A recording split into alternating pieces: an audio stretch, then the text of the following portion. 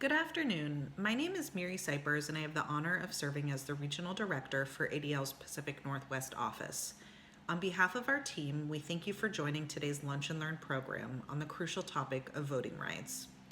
Last week, we lost John Lewis, a civil rights icon who fought to secure justice and freedom for the Black community and all Americans, and equal access to the ballot box.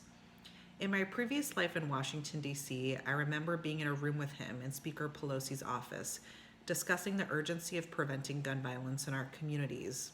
And through his words, feeling his sense of conviction, purpose, and ultimately dedication to action.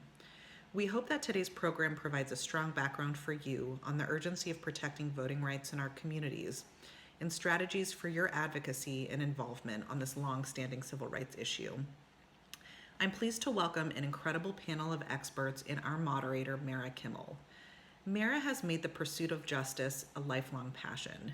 She serves as the First Lady of Anchorage and has a long career in Alaskan public policy focused on issues of rights and justice, including serving as a faculty member for Alaska Pacific University and the University of Alaska Anchorage. Mara has practiced law in Alaska since 1996 and co-founded the Alaska Institute for Justice. Mara is a national board member of Welcoming America, and for the past 2 years, we've been honored to work with her on ADL's Pacific Northwest Advisory Board. Before Mara introduces our panelists, please note that to ask questions of our speakers, use the chat function and Q&A function throughout the program. Mara, take it away. Merriweather. Michelle, as I mentioned earlier, is President and CEO of the Urban League of Metropolitan Seattle. And she joined the Urban League in Seattle in August of 2015 as their vice president.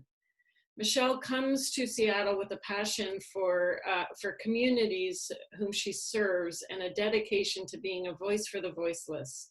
She first started with the Urban League in Los Angeles, and we have been incredibly lucky to bring her up to the Pacific Northwest. And then in her northward venture also is replicated in her movement throughout the Urban League and her assumption of great leadership roles. And in 2018, in February, Michelle became the 13th president of the Urban League in Metropolitan Seattle. And we are absolutely thrilled to have you join us today, Michelle. And so I wanted to just start with a similarly basic question to ask you to describe the Urban League and the work that it does around issues of voting and voting access. Absolutely. So the Urban League is a national organization focused on economic parity for Black folks and other people of color and disenfranchised people across the country. The Urban League of Metropolitan Seattle turns 90 this year with an emphasis on economic parity. And that parity cannot be attained if we do not have access to lots of things like adequate healthcare, adequate education, safe housing, and civic engagement. And so we, both nationally and locally, put a lot of emphasis on engaging voting and engaging voters and educating voters as well, and recognizing that the National Urban League has a long history of being a part of voters' rights since the 60s and before that, and marched, and there were members of the Urban League that marched right alongside John Lewis, and he was a great friend of the Urban League movement, and we're grateful for his work. And I would be remiss to talk about voting and not acknowledge his great work and sacrifice and dedication, of which we follow today. Here in Seattle, a lot of our work in voter engagement is registering and educating young people and getting them engaged in the process, as well as supporting, uplifting, and empowering those that are previously incarcerated and ensuring that they are registered, educated, and are active members in the voting process. Because for a long time, those folks have been discounted, disengaged, and not able to exercise their right based on their past histories. And, that's just another form of voter suppression that we have to fight and face every day. And I'm sure Jamie will talk more about that, so I don't want to steal her thunder. It is also an honor to partner with folks like ADL, uh, uh, ACLU, and others in ensuring that every American has the right to vote. I don't have to double down on what David said about voter disenfranchisement, in particular for Black folks and other people of color. And so we do all that we can to protect that vote, and including galvanizing those of us in a state like Washington, where we have mail-in voter rights, in supporting what we call adopt a state, and ensuring that other states that have more voter disenfranchisement have access to the polls, are protected and supported. Nationally, we galvanize folks to go to places like Ohio and Texas, and put boots on the ground in ensuring that folks have access to cast their vote and exercise their right. Well, that's great. Can you talk for a minute about how it is that your work is maybe being challenged or transformed in these particular times in response to what I like to call the twin pandemics of racism and then the COVID pandemic, and the inequities that are revealing themselves that have always been part of the undercurrent of our country. And it feels like that undercurrent is most recently becoming a tsunami. Yeah. Well, yeah, the pandemic of racism has been around a lot longer than COVID, which we all know. And the Urban League has been fighting that battle for 100+ years, and 90 here. What I think COVID has done is brought to bear the challenges that Black people and other people of color and poor people have known all along, and have been fighting for access, opportunity, and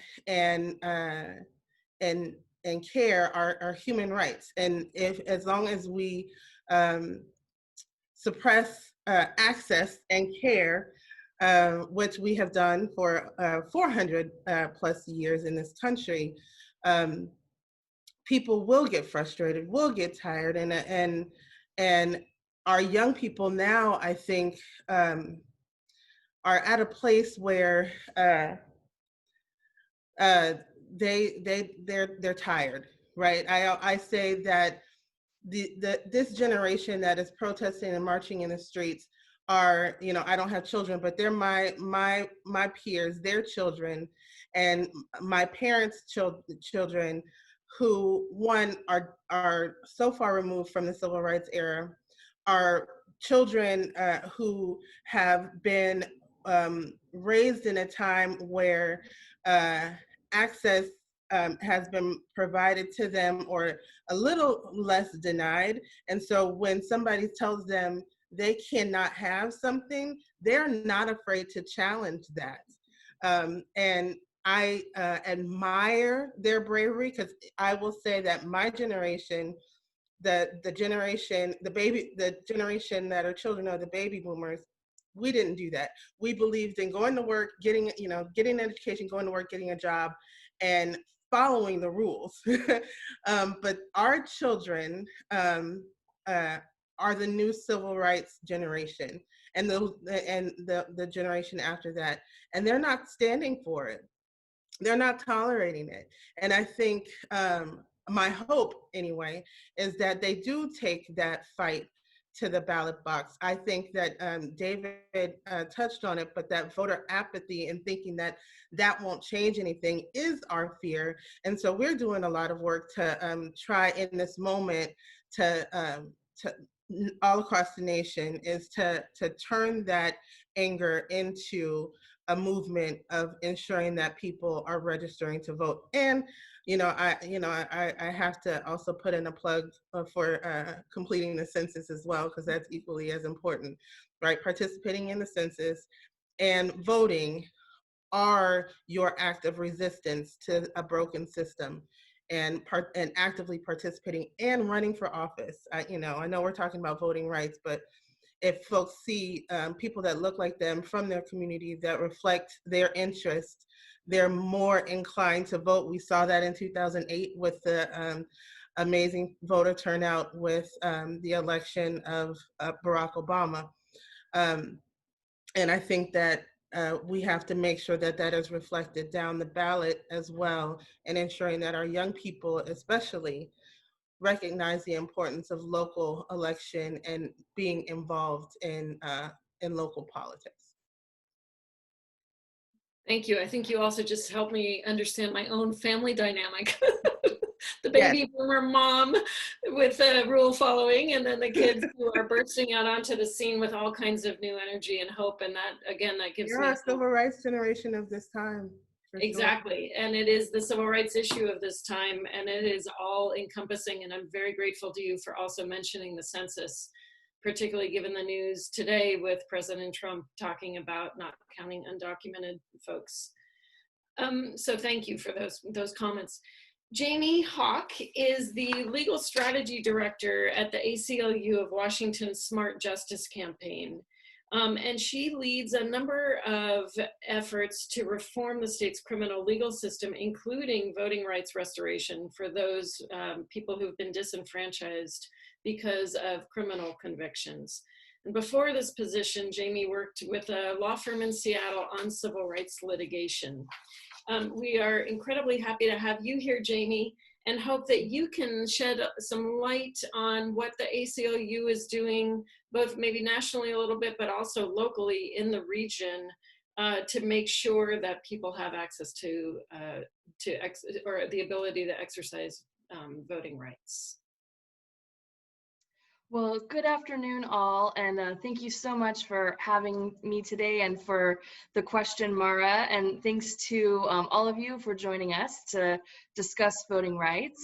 The ACLU works to protect and expand the freedom to vote and to ensure that no citizen is unfairly denied the right to vote. The right to vote, of course, is fundamental to our democracy, but it has, as David and Michelle have discussed, it's long been hindered by harmful and discriminatory tactics like gerrymandering, poll closures, and purges of voter rolls. The history of voter disenfranchisement was often interwoven with white supremacy and was intended to suppress African American votes. It continues today in existing law and government practices. One of the top voting rights priorities for the ACLU of Washington is the issue of voting rights restoration and ending felony disenfranchisement. Currently, there are thousands in Washington state who are living and working in our communities, but are unable to vote and participate in our democracy because of a felony conviction, even though they're no longer incarcerated. Nationally, 6 million people in our country are still unable to vote because they are incarcerated, completing probation or parole, or are precluded from voting for having a felony conviction in their past in some states. The US has the most severe disenfranchisement laws of any democracy, as well as the highest incarceration rate in the world. This is in contrast to nearly half of the countries in Europe that make it possible for prisoners to vote in prison or by absentee ballot. Under current Washington law, not all citizens have the right to vote when released from incarceration. Washington prohibits those convicted of felonies from voting while incarcerated or while they remain under Department of Corrections or DOC community custody. This means that no one currently in prison or released from prison and still under DOC supervision can vote in Washington.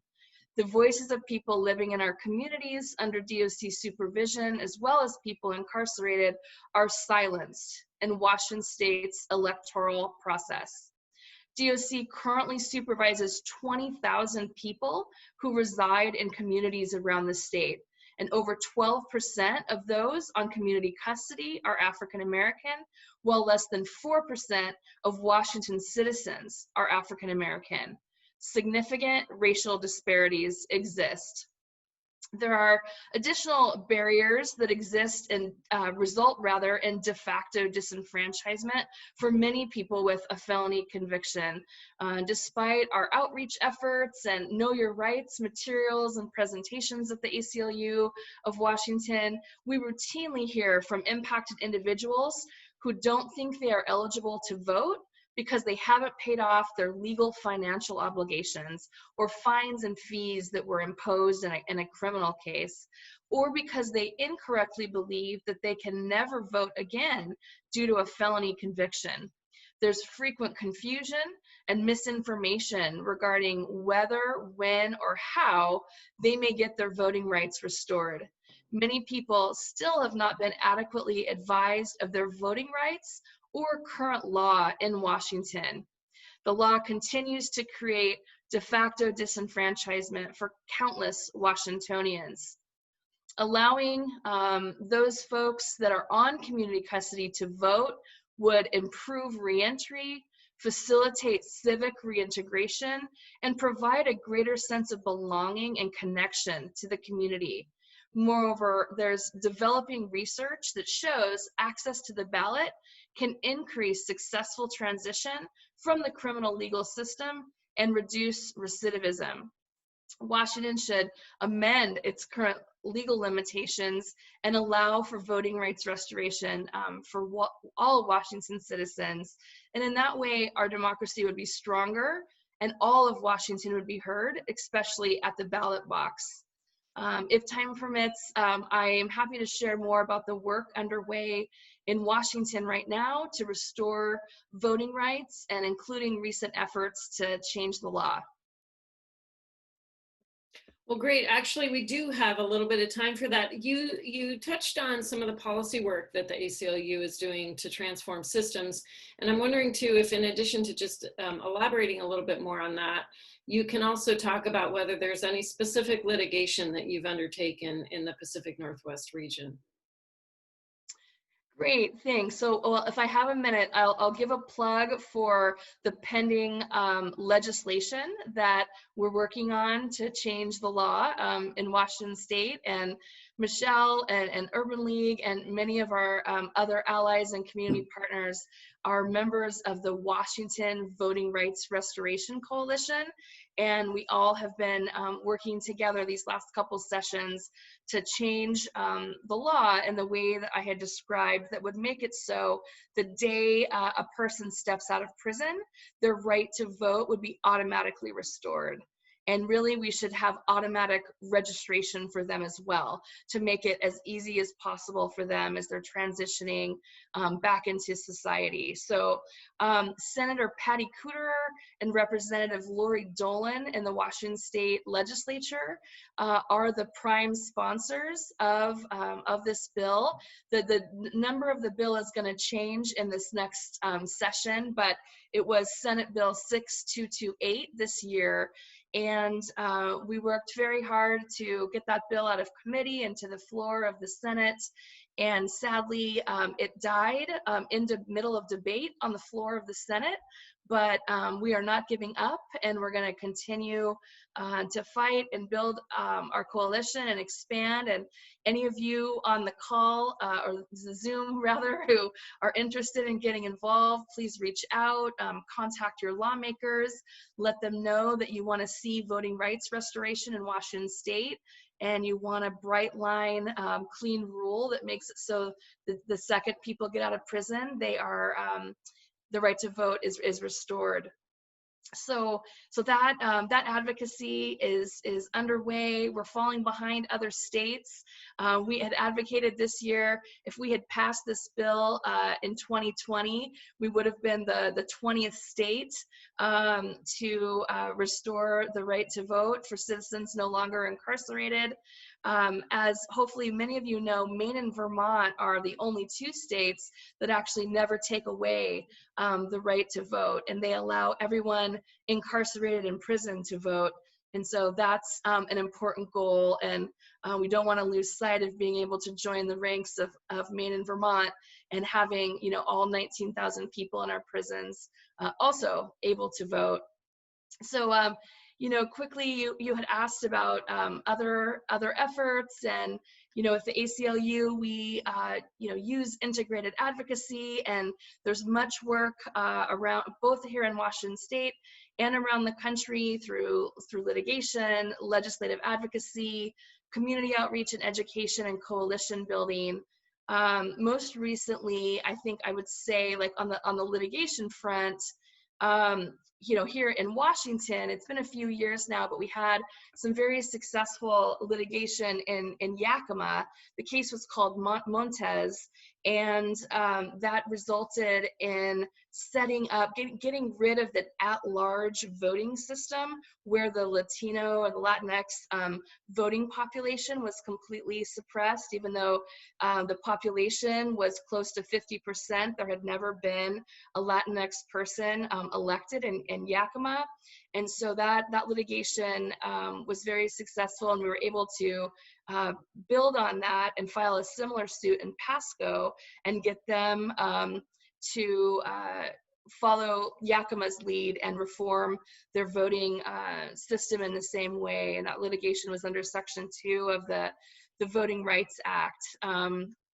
And so then, you know, and additionally, nationally, there's a lot of work underway with my colleagues in ACLU and other states. You know, some of the voter suppression that David and Michelle talked about, to particularly in this time of COVID and with the pandemic, be like Washington and have folks follow our lead and have mail-in voting, right? And there's so much, sadly, effort underway to suppress the vote and prevent that from happening, despite this public health crisis and the pandemic that we're in.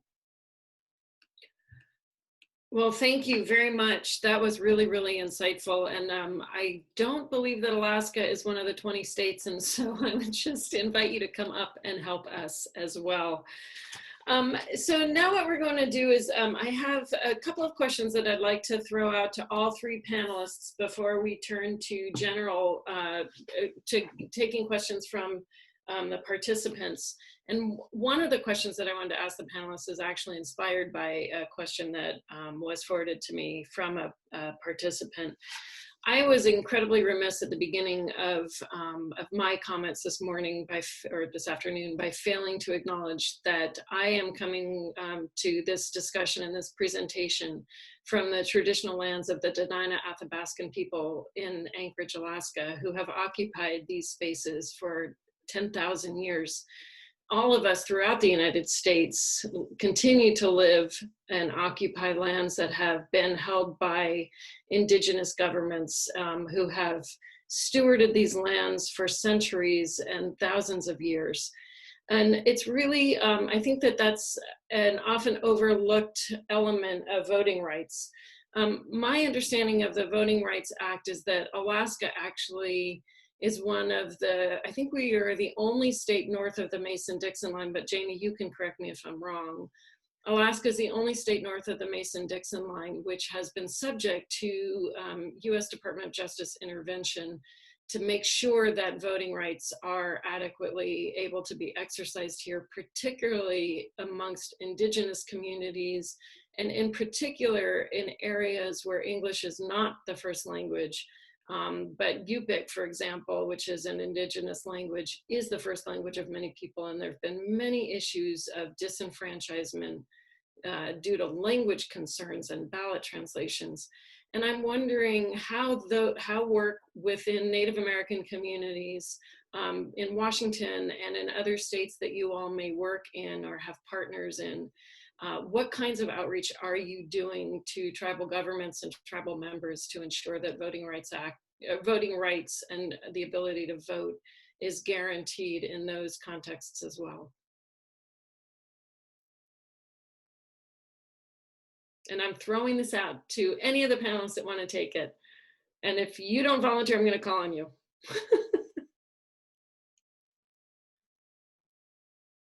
All right, let's start with David.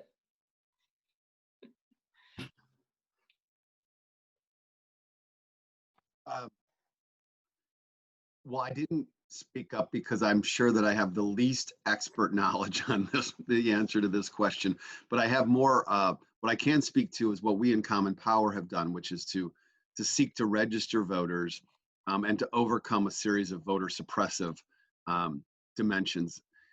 It's quite common for there not to be any voting locations on what are traditionally native lands. It's quite common in our country for people who live on reservations who are native to have to drive many miles, 50, 60, 70 miles, particularly in Western states where many of these lands are, to have to drive to vote for long distance. The alternative perhaps is that they could get mailed ballots, but actually they don't work in the system that way either, because the system is usually set up to require a residential street address for a ballot to get mailed to.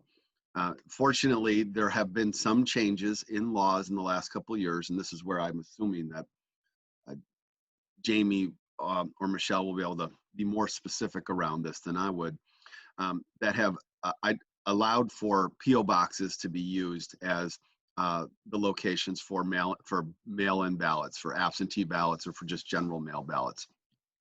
But even then, those P.O. boxes tend to be located some distance from where many people live, and so they require a great deal of travel. And then there is the very real issue of language and primary language that the Voting Rights Act certainly highlighted, and over time was modified to include different ballot materials in different languages than English. And just in Arizona, for this election, for example, there are several translations that are occurring for the very first time to Native communities there, for the very first time in Arizona. And we are part of it at Common Power. We are trying to push on elected officials in 27 key states to expand voting access for this year. And we've been part of a kind of constellation that's doing that. And access to Native communities is a very important and often place-specific kind of approach. Yeah, just to add to what David explained, last year here in Washington, there was a Native American Voting Rights Act that was passed by the state legislature and signed by Governor Inslee, and it was an effort to remove some of those barriers that, as David just perfectly described, and would allow, if I recall correctly, the residential address portion of a voter registration form to be filled out with a non-traditional address. And the P.O. box issue is something that is such a barrier for so many Native folks. And so it sort of modified the registration under state law to allow like unmarked homes or non-traditional residential addresses to be used when a voter resides on the reservation or on Indian lands. So hopefully that will remove some of the barriers and improve access. No, that's great. Thank you for that explanation. Michelle, did you have anything to add, or can I? Okay, all right. Yes. So my next question, you all spoke incredibly eloquently about the spectrum and the range of issues that are keeping people from exercising their right to vote. Everything from being a convicted felon to just feeling like your vote doesn't matter and doesn't count. And you all spoke about the ways that your organizations are seeking to overcome some of those senses and also structural obstacles. You also spoke very eloquently, all three of you, about the importance of making sure that people have access to vote, but also the other things that can flow from that, like, for example, electing people of color who will then substantively, we can then substantively hope for pretty dramatic changes in the existing governance structures that have been historically incredibly discriminatory and perpetuate systems of prejudice and disenfranchisement. So the conversation so far has been about sort of what your organizations are doing and how we're seeking to both identify some of those systemic obstacles and then dismantle them. And I'm wondering if you have advice and suggestions for people who are on the line about what they as individuals can do to support the work that your organizations are doing, and also to make sure that they're feeling, people on the line and part of this phone call, the Zoom call, are able to act in as big a way as they are capable of, to making sure that we can overcome some of these obstacles. Michelle, why don't I start with you? Sure. I think, I mentioned it before, the things that they can do is, one, participate in the census, because that has to do with redistricting and how the lines are drawn and who you vote for. And that is detrimental to voting. I think, two, is be an educated voter. Ask questions of those that are representing you here in Olympia. Follow ACLU, Urban League, and others that are doing important work to get educated on the challenges. We need to make sure that folks are not just voting, but they're educated voters, or, and not apathetic to the things that are implicating people, poor people, people of color, those that are experiencing homelessness. And so be an educated voter as well. I think as far as voter disengagement and disenfranchisement, your voice is your power, and show up and be a part of this process and be an advocate for those that feel like hope is lost. And, again, there are things that you can participate in here in Washington State, but there's definitely a need in states where there is strong voter suppression and racial discrimination, racism practices and policies. Kentucky, Ohio, Texas are the first that come to mind. And there's a lot of work to be done for sure in those states. And the last thing I would mention is that all 50 states, especially right now, need mail-in ballots to protect the health of those that want to and desire to and have the right to participate in the voting process. Thank you. David, do you want to chime in? I'd be glad to. And the Urban League is just a spectacular organization. So Michelle, I just appreciate the work that you all do. I mean, really great. And the ACLU is busy winning lawsuits all over the country constantly. And so we try to just kind of bridge the gap there and be boots on the ground as much as possible. But am I able to share a screen and point out a couple things on our website for very practical action? I think so. Try it. Folks who are running this are gonna need to allow me to do it, because my screen sharing is disabled, which is totally normal in the Zoom environment. Like, you don't want to give that ability to anybody, but I appreciate it. Okay, here we go. Thank you. So this is our website, Common Power, and when COVID hit, we sought out to answer this question specifically. How could people make a difference from their homes in key places? Michelle has been making the great point constantly that adopt other states, engage in other places, and we are not perfect by even close in the state of Washington, but on a very imperfect continuum, we're slightly less imperfect than others. And so two kind of tabs on this. So the website is commonpower.org. There's two tabs up here. There's an advocacy tab and there's a fieldwork tab. And these are hands-on work opportunities for people. In the advocacy tab, there's a list of states that we are contacting for election officials. and we have a script that we provide for you to expand voting, mail-in voting, as well as more early in-person voting, because there are a lot of communities around the country that want to vote in person. They just want to do so safely, and more in-person early voting can allow that. So we have a whole list on there. There's 4 steps specifically on that page. I'm not going to click on it because then it gets a little distracting. But there's 4 steps on there that people can do without ever talking to anybody at our organization.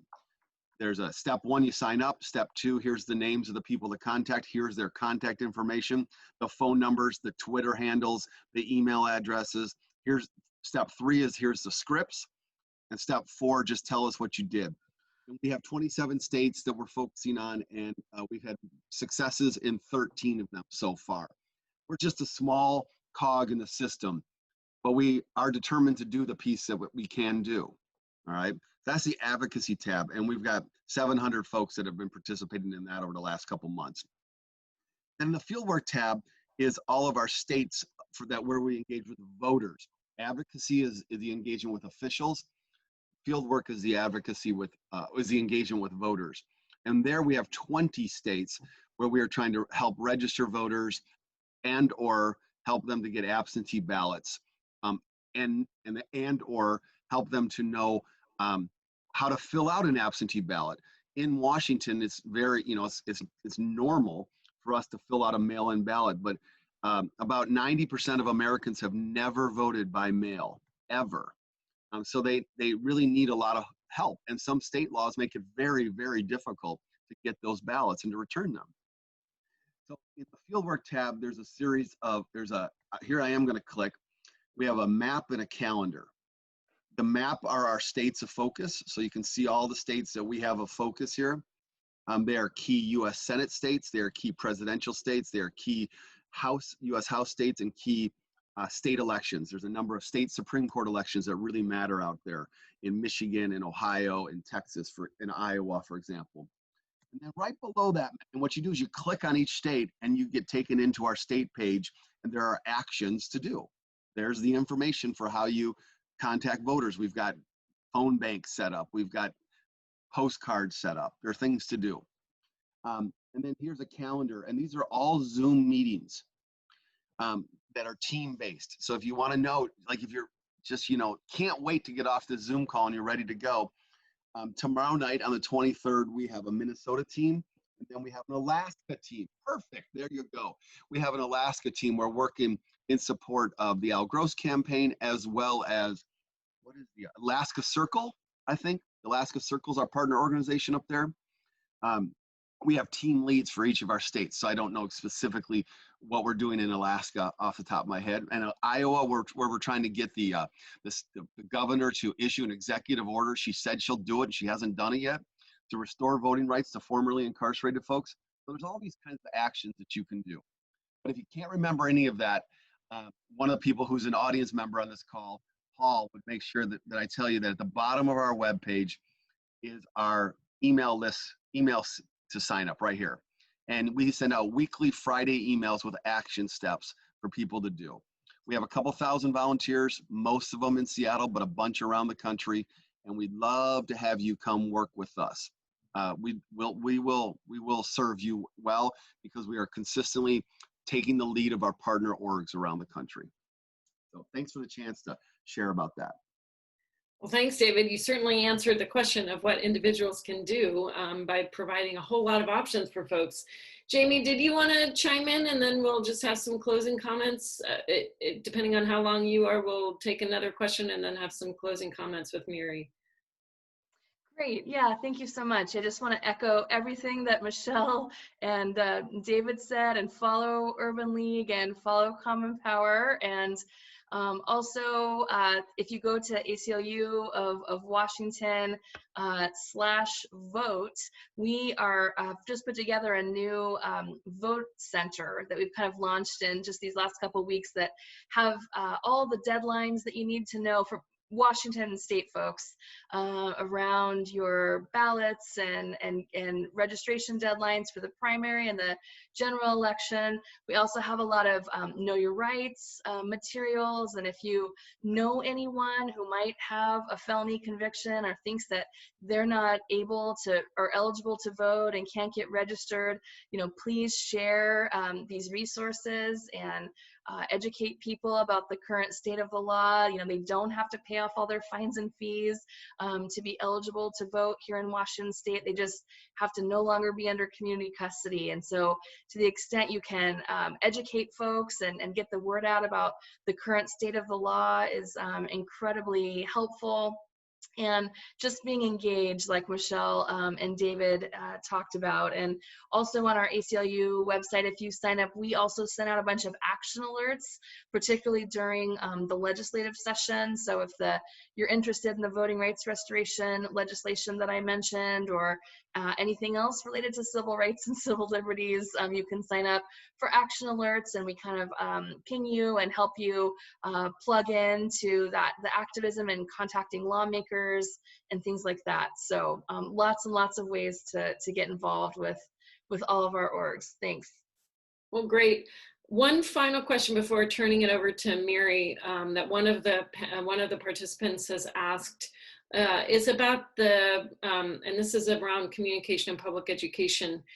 There's information out there, and I'm not going to characterize it as misinformation, but if it is, I will let you all do it, about high incidence of voter fraud associated with mail-in ballots. I'm wondering if you can each very, very quickly say, yes, that's true, no, that's not true, or just a little bit more on that, and then we'll turn it to Mary for some final thoughts. I'll just say fake news. I'm sure David and Jamie probably have more data, but I think it's just an attempt to, fear is real when it comes to voting, and there's a lot on the line this year, and I think that it's a tactic. Great, thank you. David or Jamie, anything to add?